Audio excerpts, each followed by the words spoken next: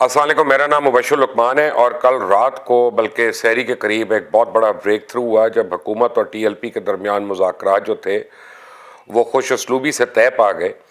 लेकिन उसमें बहुत बड़ी चीज़ें सामने आई कि एक तो यह है कि आज प्राइवेट बिल के तौर पे नेशनल असम्बली में करारदाद पेश की जाएगी कि फ़्रांस के सफ़ीर को मुल्क बदर किया जाए और फ्रांस से डिप्लोमेटिक ताल्लुकात मुनक़ता किए जाए।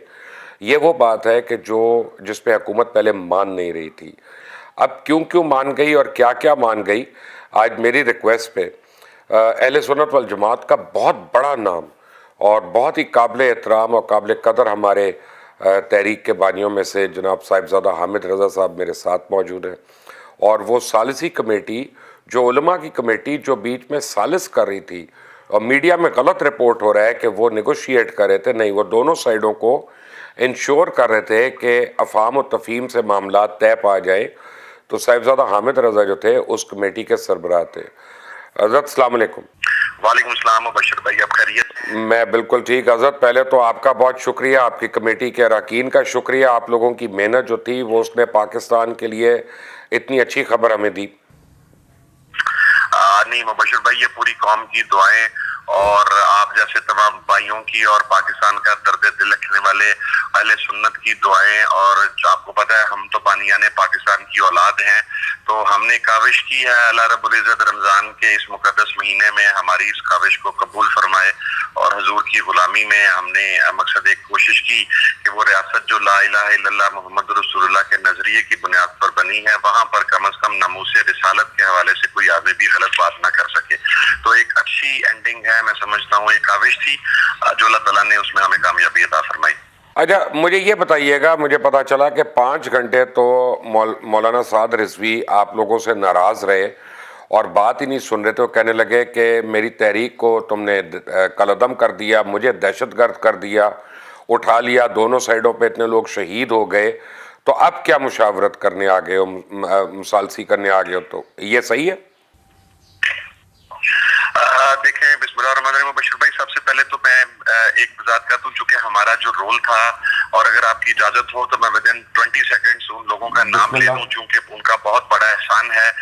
उसमें डॉक्टर अबुल खैर मोहम्मद जुबैर साहब, मोहतरम सरवत एजाज कादरी साहब, मियां जलील अहमद शरकपुरी साहब, पीर अब्दुल खालिक साहब, साहिबजादा हाफिज हामिद रजा साहब, निजामुद्दीन सियालवी साहब, और इसी तरीके से ख्वाजा गुलाम कुतुबुद्दीन फरीदी साहब और साहिबजादा पीर खालिद सुल्तान साहब। ये अहले सुन्नत की साथ ही पॉलिटिकल रिलीजियस लीडरशिप और 4 बड़े पीरखाने हैं, मशाइख हैं, इनको बहरहाल एक बहुत बड़ा क्रेडिट जाता है। अब आपके सवाल की तरफ आते हैं। देखें, साज साहब ने हमसे कोई सवाले से कोई लड़ाई नहीं की, बड़े खुशगवार माहौल में उनके साथ बातचीत जो है वो हमारी शुरू हुई, और हम उनके पास जाने से पहले हुकूमत को हमने ये कहा था कि आप हमें एक मौका दें, हम सालसी का किरदार अदा करते हैं, लेकिन एक बात आप ज़हन में रखिएगा कि फिर जो मुआहिदा होगा उसके हम गारंटर होंगे, और जब हम गारंटर होंगे तो अगर किसी भी फरीक ने उसके हवाले से कोई ऐसी वैसी बात की तो फिर हम उस फरीक के खिलाफ जो है वो अपना मौक़िफ़ वाज़ेह तौर पर सामने रखेंगे।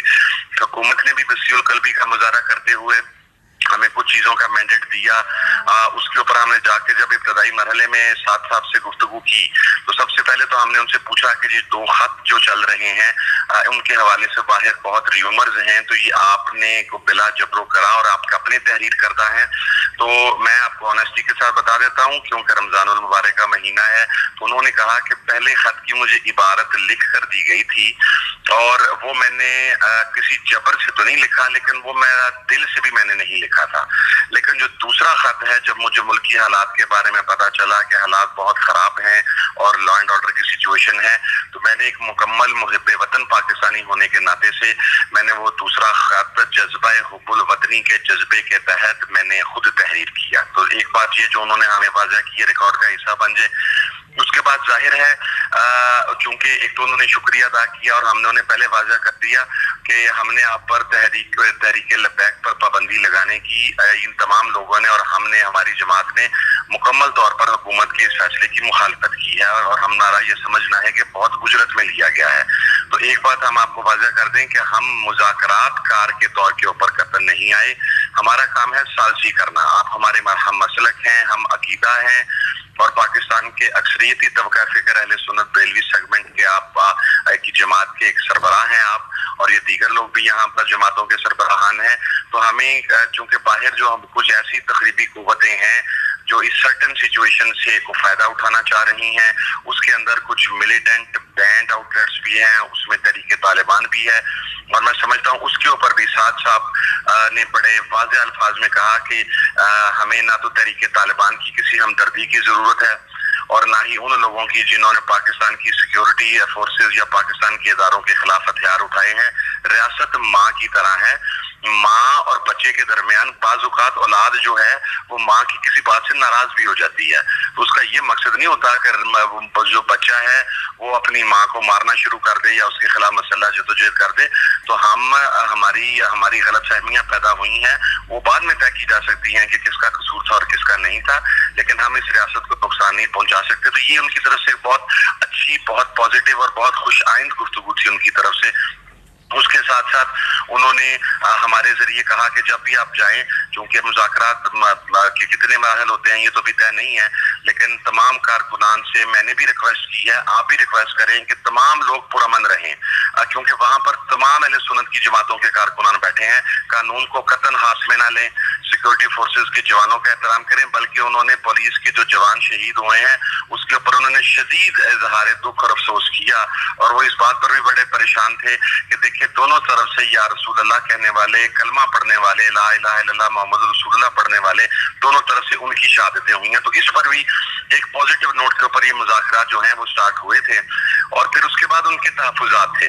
उन्होंने हमें तफसीली तौर पर आगाह किया कि किस किस तरीके से तमाम मामलात हुए, और उसके अंदर यकीनन हमने तो बाहर जाने से पहले भी ये वाज़ह किया था कि इब्तदाई मराहल में ही हुकूमत ने इस चीज़ को हैंडल नहीं किया, और अगर हुकूमत ये वादा नहीं कर सकती थी तो हुकूमत को बता देना चाहिए था, बजाय ये कि आप एक जमात को 5 या 6 माह के लिए मुसलसल मुज़ाकरात की टेबल के ऊपर रखें और उसके बाद ऑल ऑफ अ सडन आप कह दें कि ये पॉसिबल नहीं है। तो हमारा तो पहले भी नुक्ता नजर ये था, और उन्होंने भी अपनी इन्हीं चीज़ों का इजहार किया।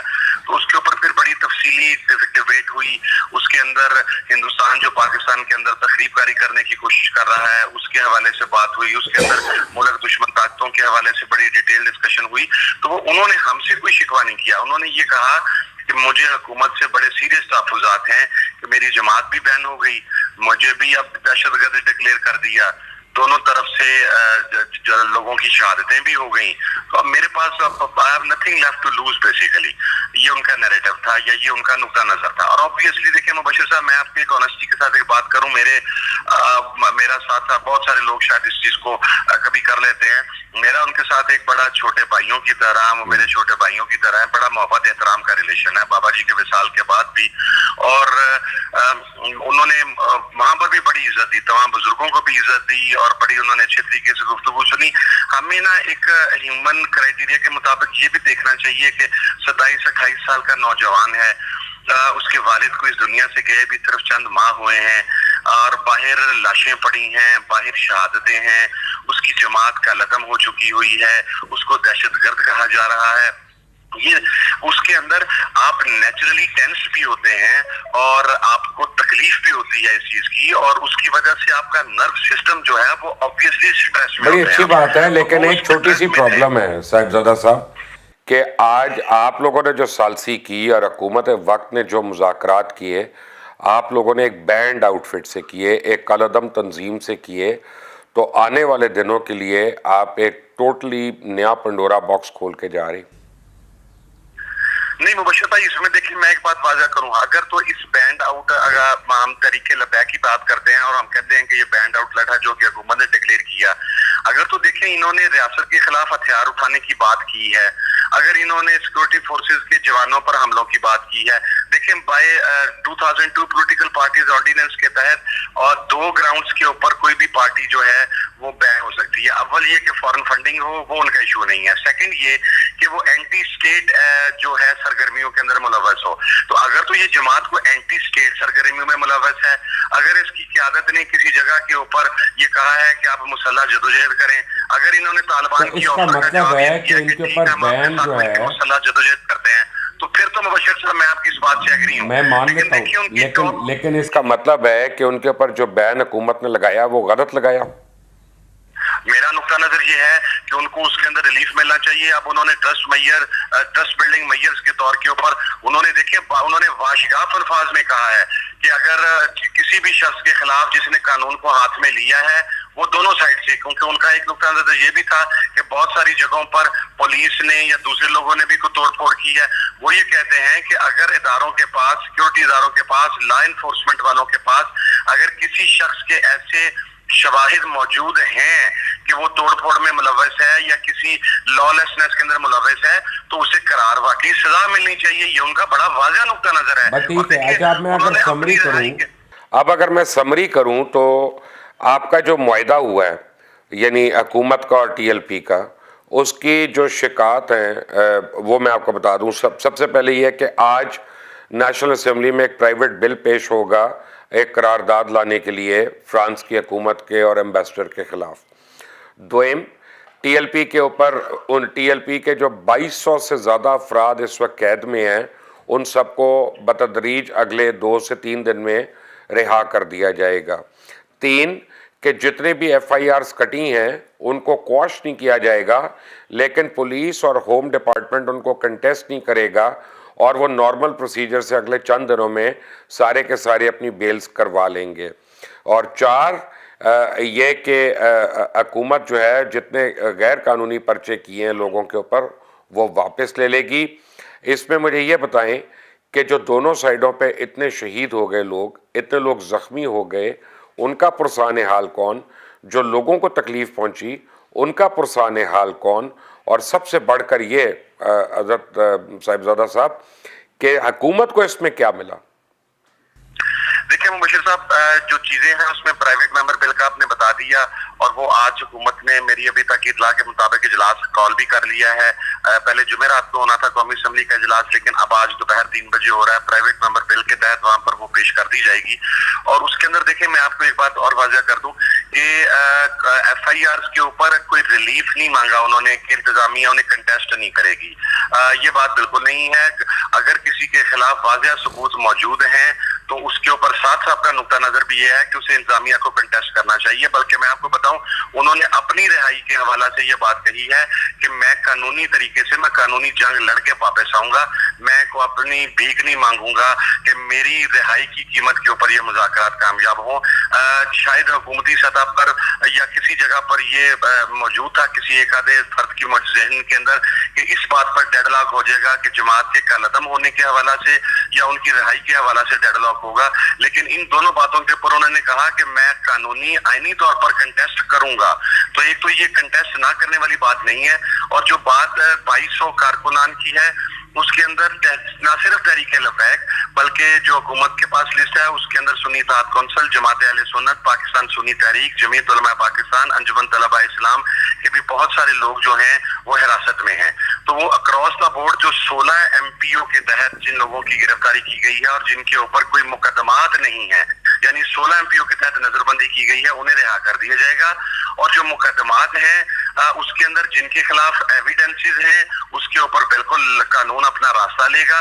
और जिनके खिलाफ एविडेंसेस नहीं है, किसी बोझ की बुनियाद पर और सिर्फ खानापुरी की गई है, उसके ऊपर ये कहा गया है और शेड्यूल 4 की तमाम लिस्टों को एक मर्तबा नजरसानी की जाएगी। तो मैं ये समझता हूँ कि हुकूमत को देखें, इसके अंदर 2 चीजें हुकूमत को मिली हैं। अव्वल तो ये है कि तरीके लबैक ने कैटेगराइज करके कहा है कि हम आईने पाकिस्तान को मानते हैं, हम कानून की हुक्मरानी को मानते हैं, और अगर किसी शख्स ने कानून को हाथ में लिया है तो हम किसी किस्म की फेवर नहीं मांगते उसके लिए। ये मेरा ख्याल है हुकूमत के लिए एक बहुत बड़ी अचीवमेंट है कि आपके इल्म में है कि पहले साबका दरों में ये होता था कि FIRs ख्वाहिश हो जाती थी और अभी कोई FIR ख्वाहिश नहीं होगी, मैं कानून के मुताबिक फैसला होगा। और ये खुद साद रिजवी साहब का अपना इनिशिएटिव था। तो इसका मतलब है खत्म हो जाएगी। लेकिन हमें जो एक बात नहीं पता चल रही पूरी इस मिस्ट में, वो ये है कि टीएलपी की एक्चुअल कैजुअलिटीज कितनी हुई हैं। देखिए इसके अंदर मुतजाद इतलात है। हुकूमत कह रही है कि 2 कैजुअलिटीज हैं, लेकिन जो हमारे पास मुबश्शिर साहब, हमारे पास जो क्या हमारे अहले सुन्नत की अपनी जमात के जराए हैं, हमारे पास जो कंफर्म कैजुअलिटीज हैं, जो शहादतें हैं, वो 8 हैं। और हमारे पास जो पुलिस की कंफर्म शहादतें हैं वो शायद 3 हैं। मकसद है इससे ज्यादा फिगर हमारे पास जो है वो मौजूद नहीं है, और मेरा ख्याल है शायद इससे मिलता जुलता फिगर ही तकरीबन हुकूमत के पास मौजूद है। अच्छा साहिबजादा साहब, ये मुझे बताएं कि टीएलपी ने सारे धरने कॉल ऑफ कर दिए, लेकिन मुझे इत्तला मिली है कि लाहौर का धरना जारी रहेगा। क्या ये सही है? इसकी क्या वजह हो सकती है?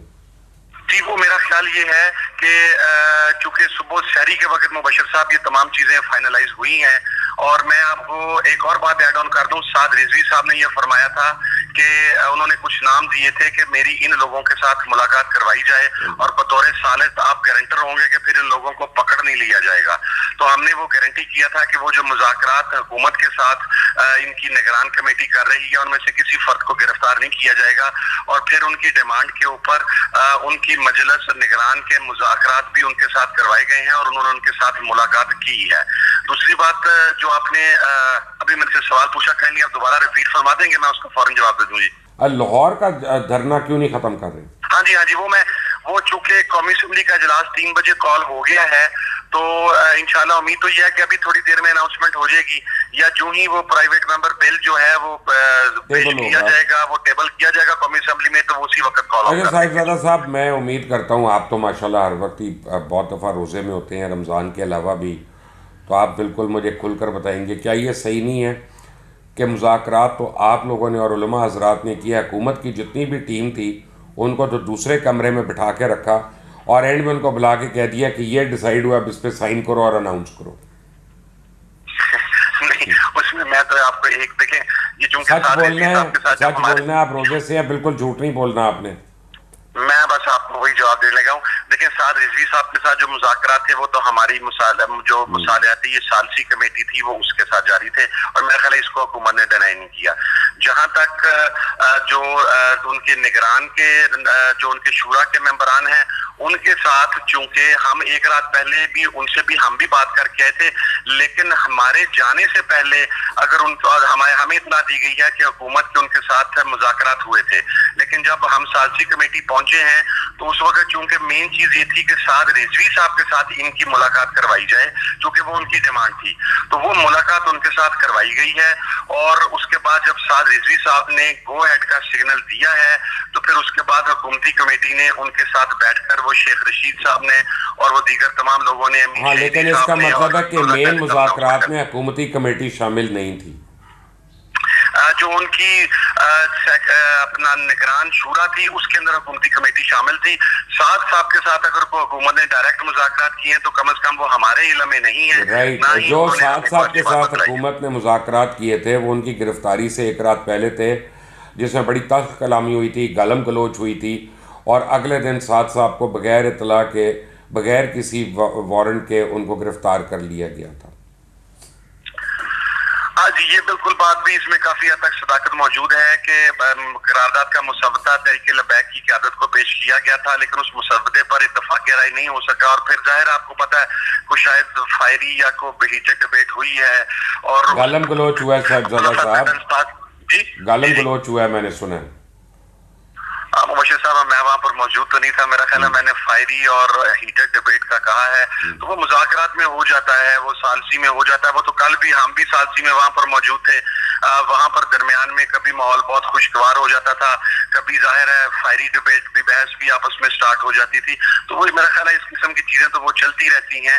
लेकिन ये जरूर हुआ, और फिर साद रिजवी साहब ने भी इस बात को कंफर्म किया है कि कम से कम उनकी गिरफ्तारी के हवाले से उनके पास कोई इतलात मौजूद नहीं थी, और हुकूमत की तरफ से ये साद रिजवी साहब का नैरेटिव है कि हुकूमत की तरफ से बदनीयती का इजहार किया गया। लेकिन मैं समझता हूँ कि जो भी हुआ, अब बहरहाल मुज़ाकरात के जरिए और आप जैसे जो साथी, मेरा ख्याल है बड़ी एक, मैं समझता हूँ कि आपने जो किरदार अदा किया हमारे यहाँ इस दौरान पिछले 4-5 दिन में बड़ी नेगेटिव रिपोर्टिंग करते रहे हमारे बहुत से साथी, अल्लाह ताला उन्हें भी जज़ाए खैर अता करे, लेकिन जिस पॉजिटिव तरीके से और जो आपका दर्द दिल था, जो हर पाकिस्तानी दर्द दिल था, जो मुबशर लुकमान को पूरी कौम ने सुना कि वो इस मसले का पुरअमन हल चाहता था, मुबशर लुकमान मजीद लाशें नहीं चाहता था, इस मुल्क के अंदर अमन व अमान को बर्बाद होता नहीं देखना चाहता था। तो उस पर हमारा खिराज तहसीन आपको भी है कि आप जैसे साथियों ने जो एक बड़ा बैलेंस्ड नैरेटिव डेवलप किया था, उसकी वजह से हमें भी सालसी करने के अंदर आसानी हुई और हुकूमत के ऊपर भी प्रेशर आया कि वो भी हमें सालसी का मौका दे। और इस सिलसिले में मैं समझता हूँ गलतियां दोनों साइडों से हुई हैं। मकसद है कि शायद यकदम वायलेंस को कंट्रोल नहीं किया जा सका, उसमें शायद किसी जगह पर या कुछ हद तक, मैं मुकम्मल से तो इत्तेफाक नहीं करता क्योंकि मेरे पास कुछ ऐसी चीजें हैं कि वायलेंस के अंदर कुछ दीगर एलिमेंट्स भी मुलव्वस थे, लेकिन कुछ हद तक तहरीक लबैक की क़यादत शायद चूंकि सिग्नल बंद थे वो उसको कंट्रोल इब्तदाई मरहले में नहीं कर सके, लेकिन उसके बाद उन्होंने वायलेंस के अगेंस्ट अपना नैरेटिव वाज़ेह कर दिया। और हुकूमत की तरफ से भी एक कमजोरी की गई कि अगर इसी मामले को पहले ही आसान तरीके से मुज़ाकरात की टेबल पर बैठकर या इसी तरह के अकाबरीन की को कमेटी बनाकर उनको बिठाकर ये हल कर लिया जाता तो हालात इस नेज पर ना आते। गलतियां होती हैं, गलतियों का खमियाजा भी भुगतना पड़ता है। जो शहीद इस दुनिया से चले गए, जो पुलिस के जवान शहीद हैं, जो या रसूल अल्लाह कहने वाले शहीद हैं, वो दोनों वो मुसलमान हैं, वो कलमा गो मुसलमान हैं। और ये बात साथ साहब ने भी की है और ये हम भी ये बात कर रहे हैं। एक सवाल का जवाब दे दें, एक सवाल का जवाब दे दें। पूरे इस कड़ी में, मुज़ाकरात की कड़ी में, मुलाकातों की कड़ी में, सारे मामलात में, कहीं पे आप खुदा को हाजिर नाजिर जान के मुझे बताएं, कहीं पे आपको एक लम्हे के लिए भी उस्मान बुज़दार नजर आई जिनके सूबे में हो रहा था ये? मैं जब कोट लखपत से वापस पहुंचा हूं तो मेरे साथ मैंने सईदुल हसन शाह साहब और राजा बशारत साहब मौजूद थे और एक फोन तो मैंने राजा बशारत साहब को करते हुए देखा है। आप लोगों को किया उस्मान बुज़दार ने? वो तो रिपोर्ट कर रहे थे ना, वो तो एक अपना बता रहे थे कि जी हमने काम खत्म कर दिया, चलो मुबारकबाद के मुस्तहिक है। लेकिन उस्मान बुज़दार की जो मैनेजमेंट के अंदर इतने लोग शहीद हो गए दोनों साइडों पे, वो इतने दिन में एक दफ़ा भी किसी को नज़र नहीं आई। देखिए मुबशिर साहब, मैं ये समझता हूँ कि चूंकि पंजाब गवर्नमेंट की तरफ से ये कहा जाता है कि ये मामला फेडरल गवर्नमेंट डील कर रही थी, लेकिन अगर सूबा पंजाब के अंदर अनुमान हुआ है तो जाहिर है पंजाब पुलिस को तो फेडरल गवर्नमेंट नहीं चला रही थी ना? जी नहीं चला रही थी, बिल्कुल मैं आपसे इत्तेफाक करता हूँ। लेकिन वो फिर अब देखिए मुबशिर साहब, ये है एक एडमिनिस्ट्रेटिव पॉलिटिकल जिसे आप नेग्लिजेंस कह सकते हैं। और जहाँ पे एडमिनिस्ट्रेशन है वहाँ तो बुज़दार मिसिंग है, उसका तो कोई ताल्लुक नहीं उससे। बट ठीक है साहिबजादा साहब, आपका बहुत बहुत शुक्रिया, आपने खुलकर हमें अंदर का हाल बताया और अल्लाह करे कि ये तमाम मामलात इंतहाई खुश उसलूबी से आप लोगों की सरबराही में ये तय पा जाएँ। और आपका शुक्रिया अदा करना है कमेटी के जितने अरकान हैं आपके साथ, सालिसी कमेटी के, उन सब का शुक्रिया अदा करना है। मैं अपनी तरफ से नहीं, पूरी कौम की तरफ से, कि कौम के ऊपर से इतना बड़ा हिजान जो है वो रमज़ान के मुबारक महीने में आ गया था, अल्लाह ताला ने उसको खुश उसलूबी से ख़त्म किया। लेकिन अब हमारी एक ज़िम्मेदारी है साहिबजादा साहब, आपकी भी और मेरी भी, कि हम मिल कर अब मुतालबा करें कि जितने लोग दोनों साइडों पर शहीद हो गए हैं उनकी फैमिलीज़ की कफ़ालत की हम लोग ज़िम्मेदारी भी लें। और यानी उनके घर में तो क़यामत आ गई ना, उनके घर में तो ईद नहीं आ सकती, तो हमें कुछ ना कुछ तो अब करनी पड़ेगी। तो शफी दोनों साइडों पे, पुलिस वालों के घर नहीं मुबशिर साहब, ये देखिए मैं आपने बहुत खूबसूरत बात की और एक मैंने वो अगेन वही बात की थी, जो एक दर्द दिल है, जो एक प्योर पैट्रियट पाकिस्तानी है, आपने वही बात की है। ये हम सब का यही दर्द दिल है और ये आप जैसे साथियों के ताबन और दुआ से हुआ है। इंशाल्लाह ये अभी फर्स्ट फेज है, अभी बातचीत के मराहल और भी आगे चलने हैं। उसके अंदर यकीनन बिल यकीन वो जो दोनों साइडों के ऊपर लॉसेज हुए हैं उसको बिल्कुल कंपनसेट होना चाहिए और वो होंगे भी, मुझे कभी हद तक यकीन है। और मैं समझता हूँ रियासत अगर उसको नहीं करेगी तो फिर ये हुकूमत की ज्यादती होगी ऑन बोथ हैंड्स कि इस पूरी सूरत हाल के अंदर जो लॉसेज हुए हैं कम से कम वो अफराद वापस नहीं आ सकते, उनकी तलाफी नहीं हो सकती। उनका जो उनकी कमी है वो उनके खानदान वाले ही बेहतर समझ सकते हैं, लेकिन कम से कम रियासत को आगे बढ़कर उनके सर पर दस्ते शफकत रख देना चाहिए। हमें अपनी गलती भी माननी चाहिए सबको खुले दिल से कि हमसे गलतियां होती हैं, हमसे कोई गलती मानने से ना कुछ छोटा हो जाता है, अल्लाह ताला माफ कर दे, बड़ा हो जाता है। साहिबजादा साहब आपका आपका बहुत बहुत शुक्रिया मुबशिर साहब कि आपने मुझे मौका दिया। अल्लाह ताला आपको जज़ाए खैर अता करे। और कमेटी के कुछ मेंबरान जो यहाँ पर तशरीफ फरमा है, मैं उनकी तरफ से भी आपका दोबारा खुसूसी शुक्रिया अदा करता हूँ और आपका पूरी कौम का बहुत शुक्रिया। और रमजान के इस बाबरकत महीने में इस पूरी कमेटी को और जितने भी लोग दोनों साइडों पे, हुकूमत हो या तरीके लब्बैक की क़यादत हो, जिन्होंने इसे खुश सलूबी से तय करने की कोशिश की है, उनके लिए भी पूरी कौम से रिक्वेस्ट है कि वो दुआ करें और अल्लाह ताला उन सबको रमजान के इस मुक़द्दस महीने में इस एक अजीम काविश का अजर अता फरमाए। आमीन सुम्मा आमीन। साहिबजादा साहब बहुत बहुत शुक्रिया। वालेकुम सलाम। आप सुन रहे थे साहिबजादा हामिद रज़ा की, जो मुसालती कमेटी के चेयरमैन थे और उसकी सरबराही कर रहे थे, और उन्होंने बड़ी तफसील से बताया कि अंदर मामलात कैसे तय पाए और आगे बतदरीज किन फेजेस में क्या क्या हो रहा है। मैं आप तक मज़ीद अपडेट्स लेके आता रहूँगा, लेकिन उसके लिए ज़रूरी है कि आप इस चैनल को सब्सक्राइब करें और एक घंटी का निशान जो है इसको ज़रूर प्रेस करें, ताकि नई अपडेट्स और नई स्टोरीज जो हैं वो आप तक फ़ौरन पहुँचती रहेंगी। अंटिल द नेक्स्ट टाइम, अल्लाह हाफ़िज़।